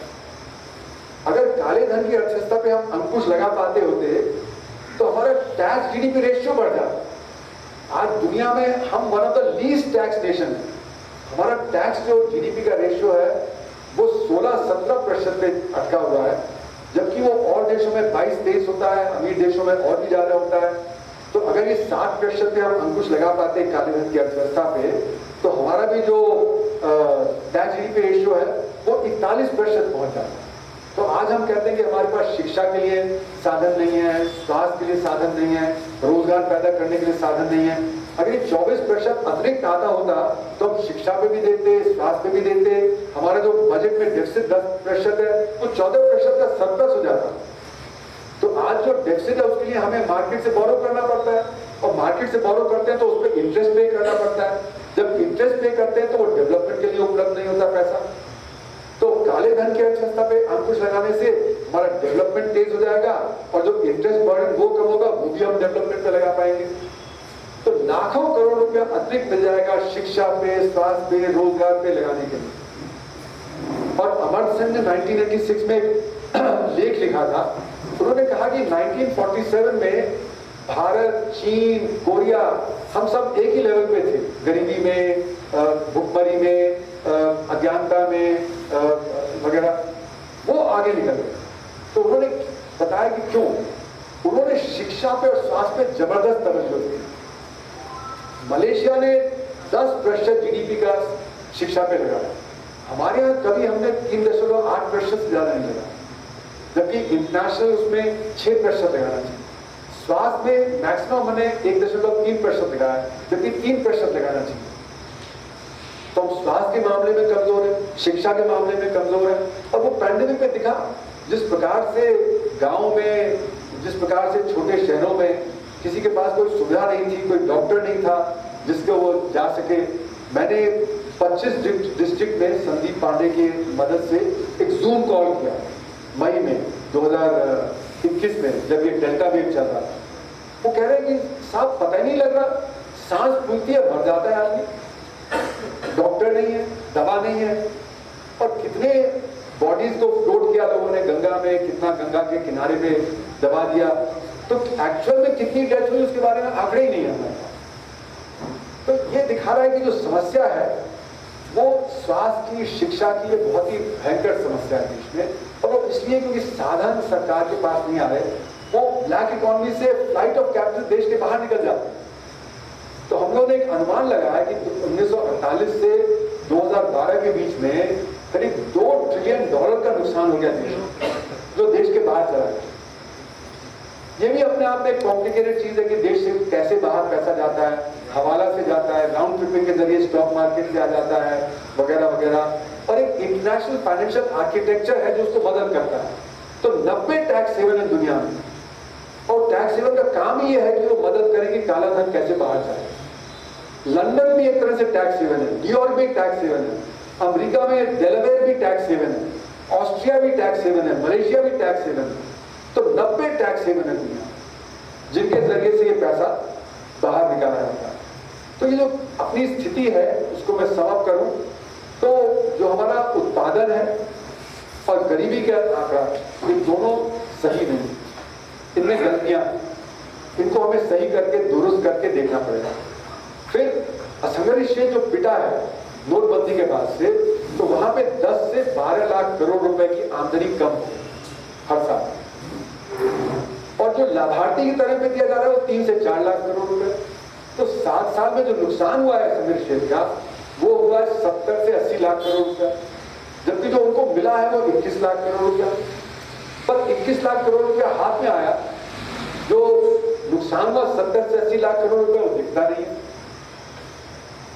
तो इसलिए आम आदमी लाभार्थी बनना समझ आ रहा है, और उसका क्या बड़ा नुकसान हो रहा है नीतियों की वजह से, वो उसको दिख नहीं रहा। तो हमारी जो अर्थव्यवस्था है उसमें साधनों की कमी नहीं है, वो ब्लैक इकोनॉमी की वजह से बाहर चले जाते हैं। साधनों की कमी नहीं है, साधन है लेकिन वो बाहर चले। फिर बेरोजगारी, गरीबी, असमानता, ये सारी चीजें इंटरलिंक्ड है। और ये ऐसा नहीं कि नेचुरल है, ये हमारे सिस्टम से निकल रही है। तो ये हम खत्म कर सकते हैं। और जो 28 करोड़ जिनके पास काम कम है या काम नहीं है, उसको हम काम दे सकते हैं, ये हमारे पास साधन है। तो ऐसा नहीं कि हम नहीं कर सकते, वो कर सकते हैं। तो कुल मिला के ये जो सारी समस्याएं हैं, इनका समाधान कैसे निकले, इसी की तरफ मैं आप बढ़ता हूं। तो ये जो हमारे सामने जो चैलेंजेस हैं, ये एक्चुअली हमारी चैलेंजेस नहीं है, दुनिया में भी यही चैलेंज है। बेरोजगारी की समस्या आज दुनिया में बढ़ती चली है, और उसके पीछे टेक्नोलॉजी का बहुत बड़ा है। आज जो 2 चीजें हैं, एक तो बाजार और दूसरा टेक्नोलॉजी, ये समाज पे हावी हो गए। और उसके चलते हुए आप देखें तो ट्रंप साहब भी 2016 में कह रहे थे कि मैं जॉब्स को वापस लाऊंगा। ये जॉब्स चीन, मेक्सिको और इंडिया में चले गए, मैं इनको वापस लाऊंगा क्योंकि हमारे यहाँ अनएम्प्लॉयमेंट की समस्या है। टेक्नोलॉजी की समस्या क्या है कि जो अनस्किल्ड लेबर है वो तो आप डिस्प्लेस कर ही रहे हैं। जैसे मैंने बताया, बैंक है, आप मशीनों से काम कर लेते हैं, कंप्यूटर से काम कर लेते हैं। अब स्किल जॉब भी चले गए, जो अभी चैट जीपीटी आया, तो आप उससे कहिए कि निबंध लिख दीजिए 1000 शब्दों का, 3 सेकंड में निबंध लिख देगा। और फिर कहिए कि इसको ग्रेड कर दे, वो ग्रेड भी कर देगा। मतलब टीचर का काम भी खत्म कर देगा, डॉक्टर का काम भी खत्म करने वाला है, लॉयर का काम भी खत्म करने वाला है। क्योंकि आपको पिटीशन बनानी है, वो पिटीशन बना देगा, क्योंकि उसके पास ये लार्ज लर्निंग मॉडल है, सारी दुनिया की उसके पास नॉलेज है, वो कहीं से भी ढूंढ लेता है। और अभी अभी तो चैट जीपीटी 4 लेवल का है, जब 10 लेवल पे पहुंचेगा अगले 3 साल में, तब आप इमेजिन करिए कि किस प्रकार का डिस्प्लेसमेंट होगा। तो ये जो दुनिया में एक बहुत बड़ा, जिसको मैं कहता हूं फिलोसॉफिकल चेंज आया है, दुनिया की थिंकिंग में आया है, जो बेरोजगारी की वजह से, परसिस्टिंग पॉवर्टी की वजह से और पर्यावरण में जबरदस्त गिरावट आई, क्योंकि कंजम्पशन बहुत हो, कंज्यूमरिज्म आ गया। कंज्यूमरिज्म के चलते हुए कंजम्पशन जिस रफ्तार से बढ़ रहा है, तो आपने देखा कि अभी इसी साल अगर आप देखें तो जहां पे पहले कभी फ्लड नहीं आता वहां फ्लड आ गया, जहां पे जंगलों में आग नहीं लगती वहां पे जंगलों में आग लग रही है, जहां पे साइक्लोन धड़ाधड़ आ रहे हैं, तरह तरह के मतलब आपदा आ रही है, जिसके असर हो रहा है आम आदमी पे। वैंकूवर जो कनाडा में है, जहां पे 22 डिग्री से ज्यादा टेम्परेचर नहीं पहुंचता था, पिछले साल हीट डोम बन गया 42 डिग्री का। मतलब हमारे जहां जितना टेम्परेचर है उतना कनाडा में हो। स्पेन में जंगलों में आग लग गई, फ्रांस में जंगलों में आग लग गई, जर्मनी में फ्लड्स आ गए। यांगसी नदी जो कभी सूखती नहीं थी उसको लोग पैदल क्रॉस कर रहे थे लास्ट में, और इस साल जबरदस्त बीजिंग में फ्लड आ गया। हमारे पर्वतों पे आप देखिए किस प्रकार से लैंडस्लाइड जो सब हो रहे हैं। तो ये जो पर्यावरण का चैलेंज है वो बहुत बड़ा है। और फिर जो इंडिविजुअल है उसका एलियनेशन, क्योंकि इंडिविजुअल को बात समझ नहीं आ रही कि समाज में ये हो क्या रहा है, तो वो एलियनेटेड हो जा रहा है। वो जो सरकार चाहती है वो नहीं करने को तैयार है, तो सरकार के ऊपर से विश्वास खत्म हो गया है। तो इसको मैं मानता हूं कि कंज्यूमरिज्म जो है वो ओपियम ऑफ द मासेस हो गया। मतलब आईफोन 10 आ गया, लाइन लग गई, आईफोन 11 आ गया, फिर लाइन लग गई, आईफोन 12 आ गया, फिर लाइन लग गई, है ना? वो फोन आपका 6-7 साल तो चल ही सकता है, लेकिन हर साल हम बदलना चाहते हैं। बच्चे कंपीट कर रहे हैं एक दूसरे से कि उसके पास मम्मी ये आ गया है, मुझे भी चाहिए, नहीं तो मैं पीछे रह जाऊंगा। तो कंज्यूमरिज्म का मतलब है consumption for the sake of consumption. मतलब आपकी कार 25 साल चल सकती है, लेकिन हर 5 साल पे नया मॉडल आता है, लोग कार बदलते हैं अमेरिका में। तो कंज्यूमरिज्म के चलते हुए जबरदस्त पर्यावरण पे प्रहार। हम जब तक कंजम्पशन नहीं कम करेंगे तब तक ये पर्यावरण और बिगड़ता चलेगा। और फिर आप देखें इंडिविजुअलाइजेशन हो गया। अब हम इंडिविजुअल के तौर पे सोचते हैं ना कि कलेक्टिव के तौर पे। तो समाज की अहमियत कम हो गई है, इंडिविजुअल आगे अपने को कर रहा है। और डेटा कलेक्शन बड़े लेवल पे हो, सरकारें, गूगल, अमेज़न बड़े लेवल पे डेटा कलेक्ट कर रहे हैं। तो ये बिग ब्रदर जो 1984 के ऑरवेल की पुस्तक आपने जिन्होंने देखी होगी 1984, वो आ गया। मतलब इतना जबरदस्त सर्वेलेंस हो रहा है। मतलब आप अगर आज क्लिक करते हैं मेक माई ट्रिप पे कि आपको रांची जाना है, कल से रांची के एडवर्टाइजमेंट आपके पास आने लगे। तो वो डेटा जो है वो सारा एडवर्टाइजिंग स्पेसिफिक है, मतलब आपके ऊपर टारगेटेड है कि आप क्या खरीदते हैं, आप क्या खाते हैं, आप किस पॉलिटिकल व्यू के हैं। तो पॉलिटिक्स हमारी अफेक्ट हो रही है। पॉलिटिक्स भी, क्योंकि आपके पॉलिटिकल विचार क्या हैं, आप किस तरह के आर्टिकल्स पढ़ रहे हैं, वो डेटा उनके पास आता है। तो इससे ये पॉलिटिकल पार्टीज इसलिए इसमें इन्वॉल्व है पिछले आप देखें 7-8 साल से, कि बिग डेटा से वो लोगों के पॉलिटिकल इंक्लिनेशन को पकड़ लेते हैं कि आपका पॉलिटिकल इंक्लिनेशन क्या है, और उससे फिर वो चल रहा है। तो इसलिए जो आज जो एक तरह से इनइक्वालिटी तो बढ़ी है, सारे देशों में बढ़ी है। और आप देखें तो पब्लिक सर्विसेज कमजोर हो रही है।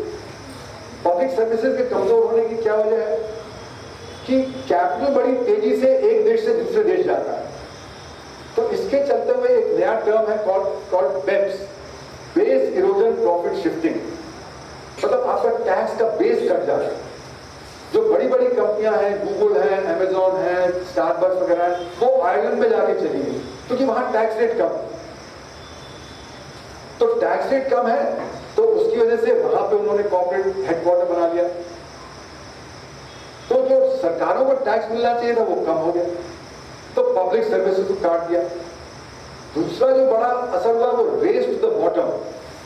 रेस टू द बॉटम क्या है कि जब सोवियत यूनियन का कोलैप्स हुआ तो ईस्ट यूरोप के जो देश है उनमें कोलैप्स हो गया, उनके पास कैपिटल नहीं, तो उन्होंने क्या किया, अपने टैक्स रेट जबरदस्त काटने शुरू कर दिए, तो कैपिटल उनके पास जाने लगा।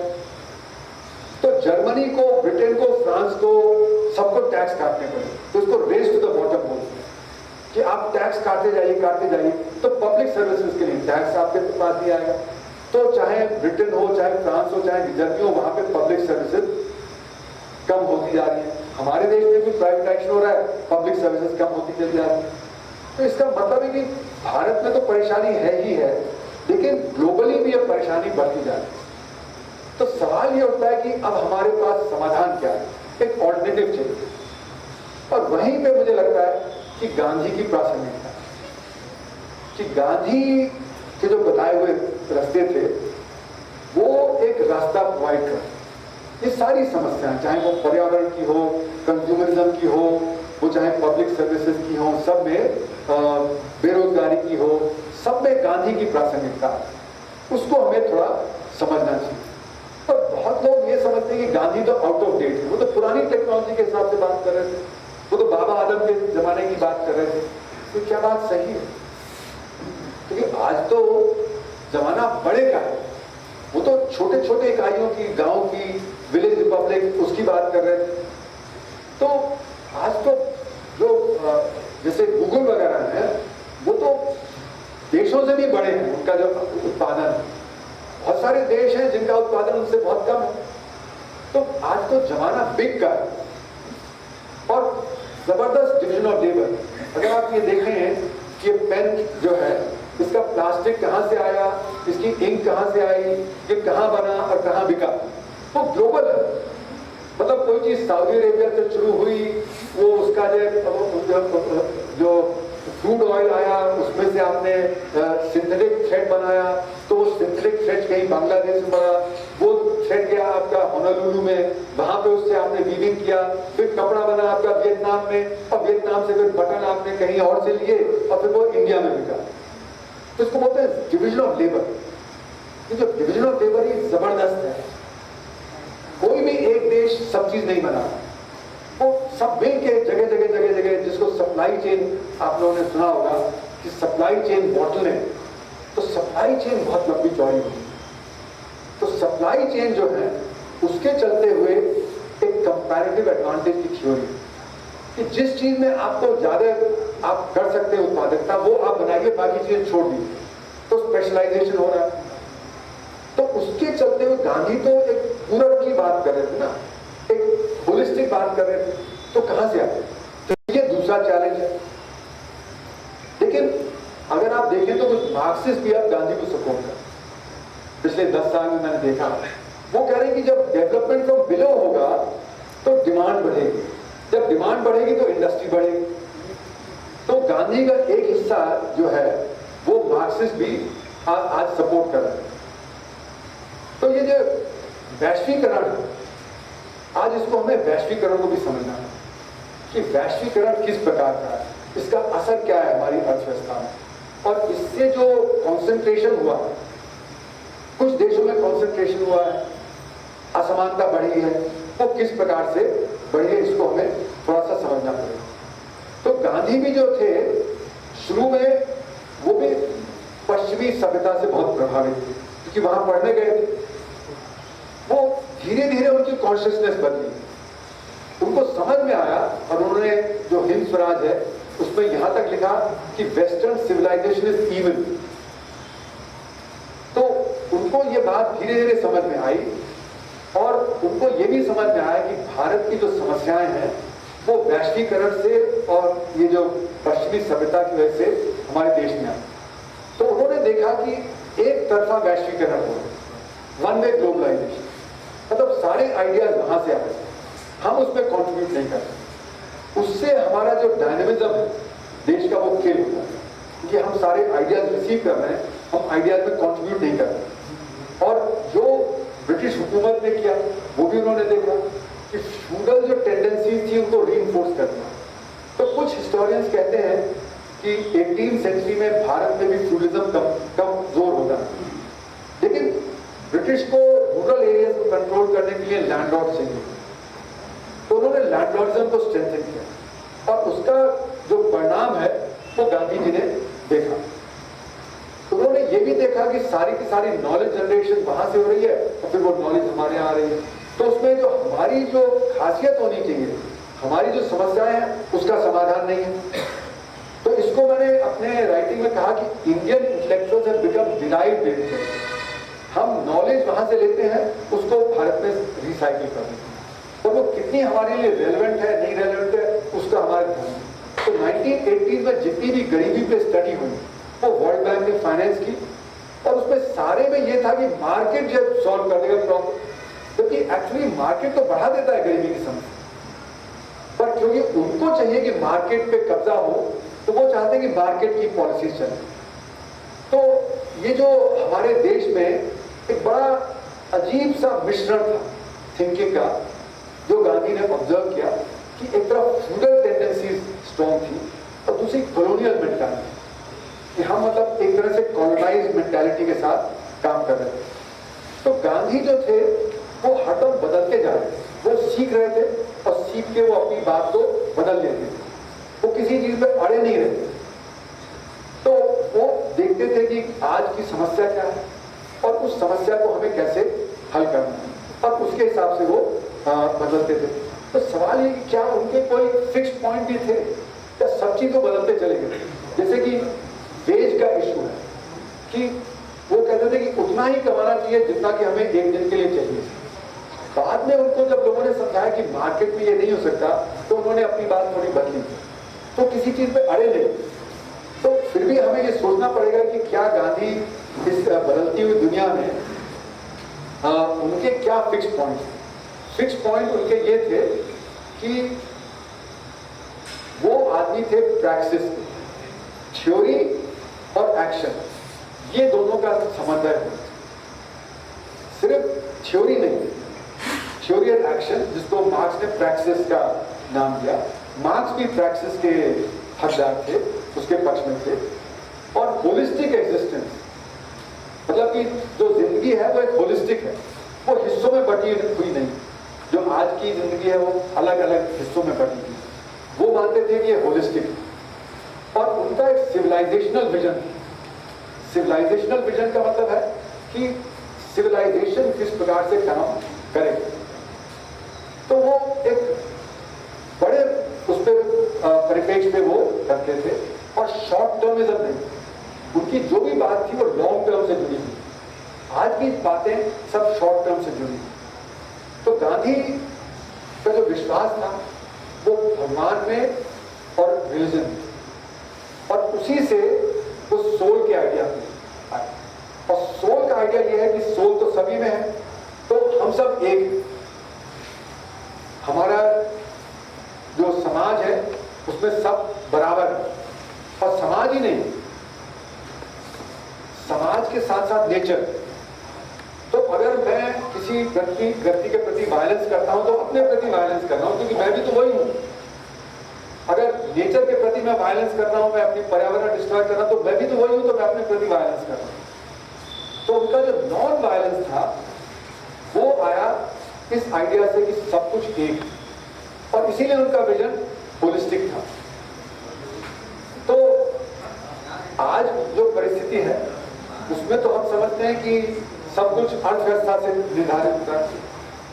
आदमी को हमने बना दिया होमो इकोनॉमिकस, मतलब होमो इकोनॉमिकस मतलब सिर्फ इकोनॉमिक्स मैटर करता है, बाकी और चीजें मैटर नहीं करती। उन्होंने कहा नहीं, आदमी तो एक पूर्ण है, जो उसका आर्थिक, सामाजिक और राजनीतिक पक्ष है वो सब एक ही है, वो अलग अलग नहीं। तो ये जो आइडिया था उसी के आधार पर उन्होंने ट्रस्टीशिप का आइडिया दिया, क्योंकि सब कुछ एक ही है। तो ट्रस्ट और ट्रस्ट से ट्रस्टीशिप जो उनका आइडिया था। अब उन्होंने कहा कि क्या ये अचीव हो सकता है, तो उस पर उन्होंने यूक्लिड को कोट किया। वो जो इंडिया ऑफ माई ड्रीम्स है उसमें पेज 80 पे उन्होंने कहा कि हम ज्योमेट्री में बात करते हैं लाइन की, तो लाइन की कोई विड्थ नहीं होती, लेकिन क्या हम खींच सकते हैं कोई लाइन जिसकी विड्थ है, विड्थ ना हो? नहीं खींच सकते। पर लाइन की हम बात करते हैं, तो लाइन इज अ कॉन्सेप्ट। तो उसी तरह यूटोपिया इज अ कॉन्सेप्ट जो हमें डायरेक्शन दिखाता है। अगर वो यूटोपिया का आइडिया नहीं होगा तो हमें डायरेक्शन भी नहीं मिलेगा। तो जो वो बात कर रहे थे वो ये कह रहे थे कि ये बात हम इस दिशा में चलेंगे तो हम एक बेहतर दुनिया बनाएंगे। अगर इस दिशा में नहीं चलेंगे तो हो सकता है कि दिशा में कभी पहुंचे नहीं वहां जहां वो पहुंचना हम चाहते हैं, लेकिन दिशा हमें मिल जाए। तो उन्होंने non violent economy of production की बात की, जो इंडिया ऑफ माई ड्रीम्स है, इसमें भी चैप्टर है, हिंद स्वराज में भी है। तो वो किस प्रकार था? डिसेंट्रलाइजेशन, सब कुछ डिसेंट्रलाइजेशन, छोटे छोटे लेवल पे चीजें हों और उससे फिर बनना। तो इसलिए वो पंचायत के आइडिया पे, लोकल सेल्फ सफिशिएंसी के आइडिया पे, लोकल उत्पादन के आइडिया पे, इस पे वो फिर उन्होंने स्वराज की बात। इस स्वराज का मतलब है सेल्फ रूल, मतलब कि स्वराज का आइडिया नेशन, स्टेट, विलेज और इंडिविजुअल। तो स्वराज का आइडिया चारों लेवल पे है। वो सिर्फ ये नहीं कि नेशन के लेवल पे है या स्टेट के लेवल पे है, वो अपने इंडिविजुअल के लेवल पे भी। उसी तरह उन्होंने सर्वोदय की बात की, प्रोग्रेस ऑफ ऑल, मतलब जब सबकी प्रोग्रेस होगी उसी से प्रोग्रेस आएगी। तो जो उनके आइडियाज थे वो ऑल इंक्लूसिव थे और इंडिविजुअल को हमें स्ट्रॉन्ग बनाना है। जब इंडिविजुअल स्ट्रॉन्ग होगा, जो ताकतवर होगा, तो सिर नहीं झुकाए, तो कोई उसको गुलाम नहीं बना सकता। तो इस तरह की उन्होंने बात की कि सोशल गुड ही ultimate good, individual good social good नहीं अपने आप। तो सोशल गुड की तरफ हमें निकलना है, नहीं तो वो बात नहीं। तो उन्होंने ड्यूटीज की बात की, ना कि राइट्स की बात, क्योंकि उन्होंने कहा सब ड्यूटी अपनी निभाएंगे तो एक दूसरे का ख्याल भी रखेंगे, तो राइट्स ऑटोमेटिकली मिल जाएंगे। तो इसलिए उन्होंने कहा कि हमें अपना जो ड्यूटी है उसको निभाना। और ये आइडिया था कि अगर सब लोग के आइडिया मन में आ जाएगा तो हाईली कॉन्शियस इंडिविजुअल का था। अभी इंडिविजुअल की कॉन्शियसनेस बहुत ही कमजोर है और वो गिर जाती है। तो इसलिए हमें हाईली कॉन्शियस इंडिविजुअल्स को तैयार करना है थ्रू द सोशल प्रोग्राम। और उन्होंने कहा कि जो इंस्टीट्यूशंस हैं उस पर सोशल कंट्रोल होना चाहिए। आज उल्टा हो गया, इंस्टीट्यूशन का कंट्रोल समाज पे हो गया। जैसे टेक्नोलॉजी है, टेक्नोलॉजी इज रनिंग अवे, अपने आप भागती चली जा रही है और लोग बेरोजगार हो गए। तो उनका ये मानना था कि नहीं, वो टेक्नोलॉजी सही है जो बेरोजगारी ना क्रिएट हो। तो जैसे चरखा का कार्यक्रम बाकी उन्होंने और बताया, तो इस आधार पर बताया कि इट इज बेटर कि हम लोगों को रोजगार दें, न कि कुछ की प्रॉस्पेरिटी आए बाकी परेशान। तो सोशल गुड के तभी आएगा जब सबकी वो बात होगी। तो इसीलिए वो बात उन्होंने रखी कि मार्केट पे और टेक्नोलॉजी पे समाज का कंट्रोल होना चाहिए और उसी लेवल का मार्केट और टेक्नोलॉजी होना चाहिए जिसपे समाज के लिए फायदा। उसी से उनके आइडिया निकले लास्ट पर्सन फर्स्ट, अंतिम व्यक्ति। तो अंतिम व्यक्ति का यही है कि तभी तो अंतिम व्यक्ति को जब हम वोट बढ़ाएंगे तभी देश में खुशहाली आएगी, तभी रोजगार पैदा होगा, तभी वो ध्यान होगा। फिर उन्होंने जो टॉलस्टॉय से लिया, this enough for everybody's need but not for everybody's greed, मतलब पर्याप्त हमारे पास साधन है सबकी नीड के लिए, न कि ग्रीड के लिए, लालच के लिए, उसके लिए हमारे पास साधन नहीं हो सकते। और उन्होंने कहा कि पृथ्वी तो एक ही है, अगर सब लोग अमेरिका की तरह कंज्यूम करेंगे तो 6 पृथ्वी हमें चाहिए होंगी, 6 पृथ्वी कहाँ है? तो ये उनका जो आइडिया था वो था वॉलंटरी पॉवर्टी का, मतलब हमें सबको अपनी जो नीड है उसको कम करना है, मतलब वॉलंटरली करना है। कोई हमें आके नहीं कह सकता कि आप छोड़ दीजिए ये सब कंज्यूम। जिस दिन हमें समझ आएगा कि हमें अपना कंजम्पशन कम करना है, हम अपने आप काटेंगे। कोई प्रीच करने आएगा कि हम कम कंजम्पशन करें, उससे नहीं होगा। तो हमारी कॉन्शियसनेस जो है वो ही बड़ी होनी चाहिए। तो इसमें जो आज का जो थॉट है उसको समझेंगे किस प्रकार से आ रहा है। ये आ रहा है वैश्वीकरण से। आज हम सारी दुनिया एक वैश्वीकरण के दौर में चल रही है। तो ये जो सारे जो आइडियाज हैं ये वैश्वीकरण के आइडियाज हैं जो आगे चले आ रहे हैं। और वैश्वीकरण अगर आप देखें तो बहुत पुराना है। जब बुद्धिज्म भारत से जापान तक गया तो वो भी वैश्वीकरण था। बाली आइलैंड हिंदू आइलैंड बन गया हजारों किलोमीटर दूर, वो भी एक वैश्वीकरण था। हमारा ट्रेड था साउथ ईस्ट एशिया से, अरब देशों से और ईस्ट अफ्रीका से, वो भी वैश्वीकरण था। पर 1750 के बाद ये वन वे हो गया। तो पॉल कैनेडी की किताब में उन्होंने आंकड़े दिए हैं कि 1750 में भारत और चीन सबसे ज्यादा मैन्युफैक्चरिंग उत्पादन करती है, 57%। अमेरिका तो कहीं था ही नहीं, 0.1%। यूरोप में 20%। ये बात पलट गई। 1900 तक आते आते भारत और चीन माइनर प्रोड्यूसर हो गए, अमेरिका 23% पे हो गया और यूरोप 57%। क्यों? क्योंकि हमारे यहाँ ये वन वे ग्लोबलाइजेशन जो हुआ, उसका जबरदस्त प्रहार हुआ, कॉलोनाइजेशन वगैरह हुआ, तो उससे क्या फर्क? ये जो बाजारीकरण जो आ रहा है, उसके प्रिंसिपल्स क्या है?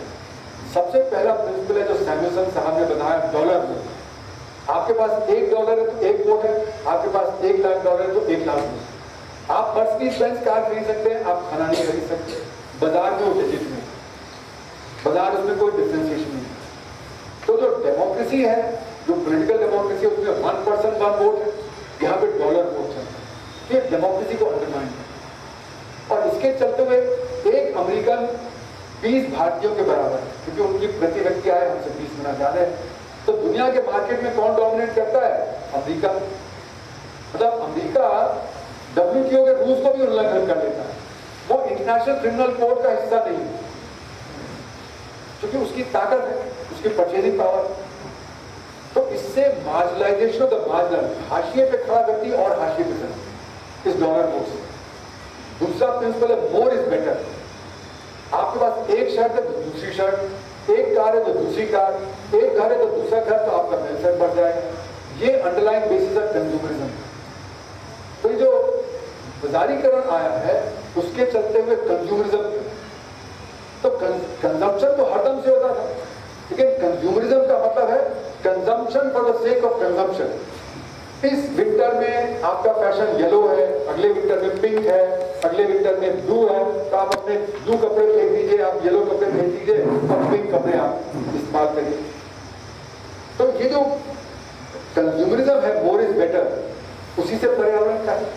और मोर इज बेटर का मतलब है कि अगर आप सैक्रिफाइस करते हैं तो बेवकूफ, पर समाज और देश और परिवार तो सैक्रिफाइस से ही। अगर पेरेंट्स सैक्रिफाइस ना करें तो बच्चे कैसे बढ़े? समाज सैक्रिफाइस ना करे तो अच्छा समाज कैसे बनेगा? तो अब हम सैक्रिफाइस को वैल्यू नहीं मानते, उसको बेवकूफी मानते, क्योंकि मोर इज बेटर। उसी तरह एक आइडिया है बाजार का, रैशनल इंडिविजुअल। हम सब रैशनल हैं, और हमारी रैशनैलिटी क्या है कि हम प्रॉफिट मैक्सिमाइजिंग इंडिविजुअल है, हम अपना प्रॉफिट बढ़ा रहे हैं। तो प्रॉफिट हमारा कैसे बढ़ेगा? अगर हम कोई गलत काम कर रहे हैं तो उसको गलत ना मानिए, करिए उसको, तो हमारा प्रॉफिट बढ़ेगा। तो आज गलत और सही परिभाषा बदल, हम स्टैंड नहीं लेते, कोई काम गलत हो रहा है, अरे वो तो कर रहे हैं, करने दीजिए, हमें क्या लेना है। क्योंकि स्टैंड आप लेंगे तो टीवी को बोल देंगे आप तो पैटर्नलिस्टिक हैं, आप तो इंटरफेयर कर रहे हैं, किसी चीज में इंटरफेयर नहीं करिए। तो रैशनल इंडिविजुअल मैक्सिमाइजिंग प्रॉफिट मतलब आप अपनी कॉन्शियस को दबा के, क्योंकि कॉन्शियस अगर आपकी है कि गलत काम है तो आप वो काम नहीं करेंगे, तो आप अपना नुकसान कर रहे हैं। तो आज कॉन्शियस लोगों ने दबा दी, गिल्टी फीलिंग नहीं, गलत काम करते हैं खुल के करते हैं। पहले आपकी शर्म होती थी कि गलत काम, अब गलत काम करिए, सही काम करिए, अपना फायदा देखिए, है ना। तो वी आर प्रॉफिट मैक्सिमाइजिंग। तो इस तरह की कई चीजें हैं जो बाजारीकरण के साथ आई हैं। यहाँ पे अब इक्वालिटी का सवाल नहीं आता, क्योंकि आपको प्रॉफिट मैक्सिमाइजिंग इंडिविजुअल है ना, तो आप अपना प्रॉफिट बढ़ा रहे हैं, तो इक्वालिटी का सवाल कहाँ है?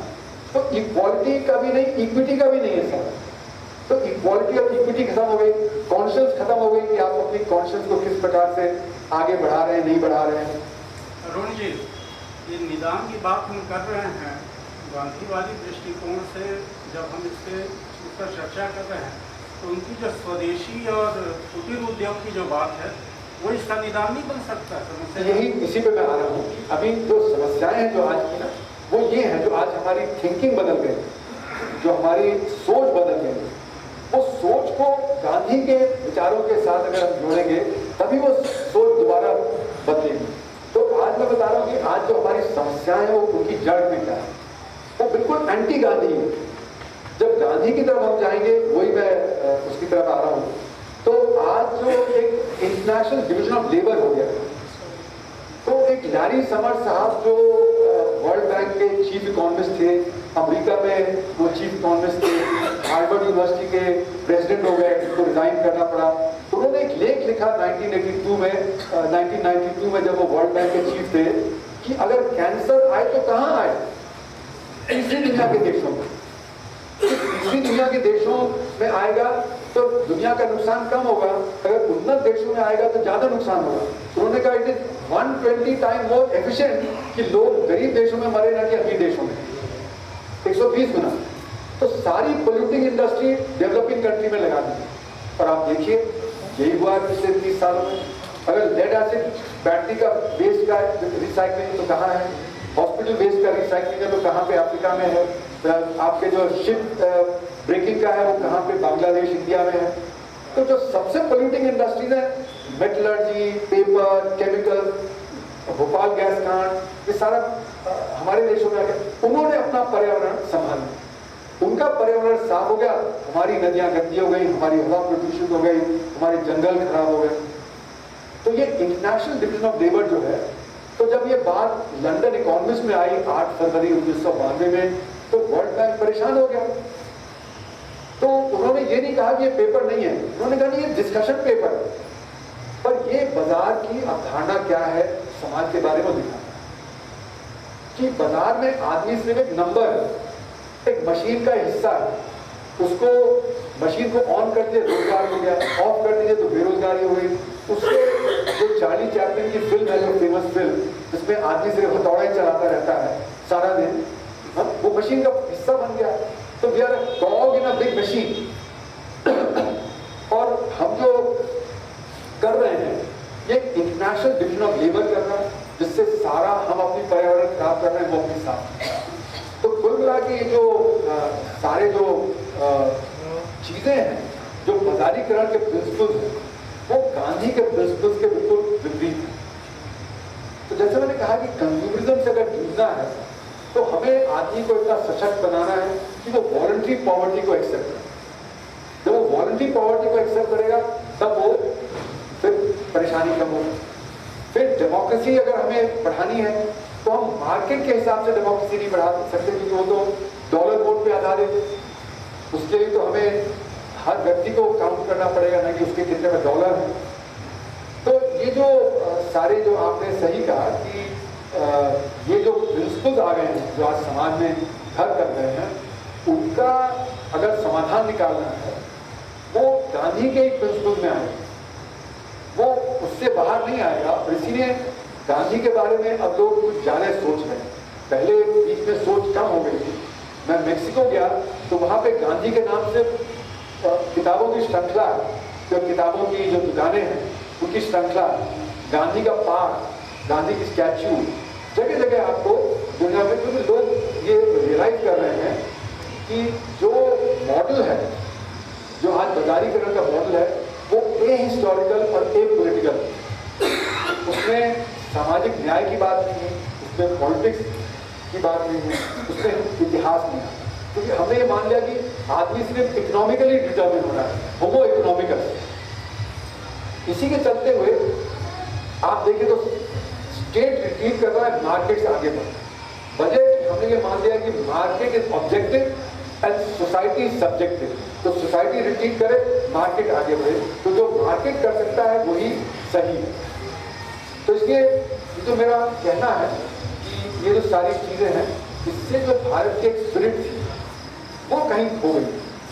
जो हमारे देश की एक स्पिरिट थी, जिसके गांधी ने कहा था कि हमको विलेज रिपब्लिक से आगे बढ़ना है और बॉटम अप अप्रोच हमें करना है, ना कि टॉप डाउन। हमने आज़ादी के बाद टॉप डाउन अप्रोच अपनाई।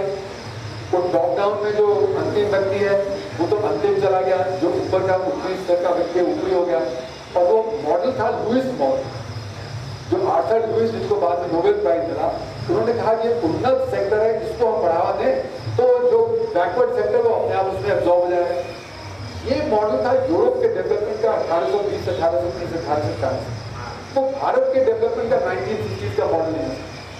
लेकिन हमारा जो लीड वर्ग है उसको तो जल्दी से ये था कि हम वेस्टर्न मॉडलिटी को पाऊंगा, तो वेस्टर्न मॉडलिटी की तरफ हम भाग लिए। तो उसी की वजह से हमारा जो डायनेमिज्म है वो डायनेमिज्म किल हुआ। और डायनेमिज्म कमजोर पड़ गया।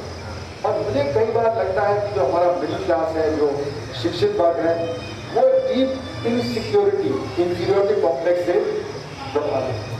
मतलब हम क्लेम कर रहे हैं कि हम विश्व गुरु हो गए, हमारे कितने लोग बाहर जाके सीईओ बन गए, इस कंपनी के, उस कंपनी के, गूगल के, माइक्रोसॉफ्ट के, इन सब के। तो एक तरह से कहीं ना कहीं इंफीरियरिटी कॉम्प्लेक्स है, क्योंकि हम नॉलेज जनरेशन में बहुत पिछड़ गए, तो उसको हमें कंटेन करना है। तो मैं कंक्लूड करूंगा कि जो अभी मैंने सारी समस्याएं गिनाई, जो हमारी अर्थव्यवस्था में है, जो वैश्वीकरण से, बाजारीकरण की वजह से आई हैं, वो गांधीयन थॉट में इसका कोई समाधान नहीं मिलता। अगर हम ये माने कि हमें शिक्षा और एम्पावरमेंट इनकी तरफ देखना है, तो भी गांधी के उसमें जो नई तालीम है वहां से हमें कुछ सीखने को मिलता है। तो गांधी एक ऑल्टरनेटिव हो सकते हैं नई सोच के लिए, उससे हम अपनी नई सोच क्रिएट करें। गांधी के जो फिक्स पॉइंट्स हैं उनको लेके हम एक कर सकते हैं कि कंज्यूमरिज्म को चैलेंज करने के लिए there is enough for everybody's need but not for everybody's dream, ये प्रिंसिपल होगा। फिर डॉलर वोट के खिलाफ ये होगा कि अंतिम व्यक्ति की बात तो डॉलर वोट के खिलाफ होगा।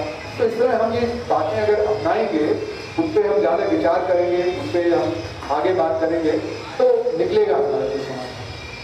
तो लॉन्ग टर्म में गांधी समाधान, शॉर्ट टर्म में जो आज कर रहे हैं वो कर रहे हैं, तो लॉन्ग टर्म का समाधान है। तो लॉन्ग टर्म में गांधी एक और गांधी के फिक्स पॉइंट से हम आगे चले, तो कोई समाज की जो समस्याएं उनके लिए कोई क्विक फिक्स नहीं है।